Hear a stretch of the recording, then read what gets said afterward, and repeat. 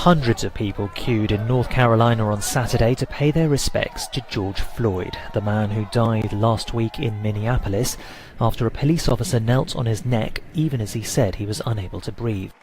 As the private memorial service was held in the town of Rayford, demonstrations were held across the United States. No matter who we are, no matter where we came from, no matter what we look like, no matter who we love, as long as we recognize we're in the same community, then we recognize we're all human.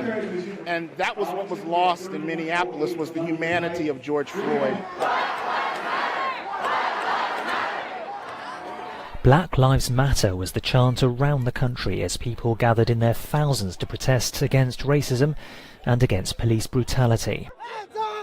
There are fears that the events could help the spread of the coronavirus. The New York Times reported some cases had emerged among demonstrators who had attended earlier protests. In Washington, police were expecting one of the largest demonstrations ever seen in the city. Around a dozen different demonstrations were planned for Saturday, with people asked to gather at landmarks, including the Capitol. Some took the knee ahead of a march towards the White House, where Donald Trump, whose conduct has attracted widespread criticism from people here, was scheduled to spend the day indoors.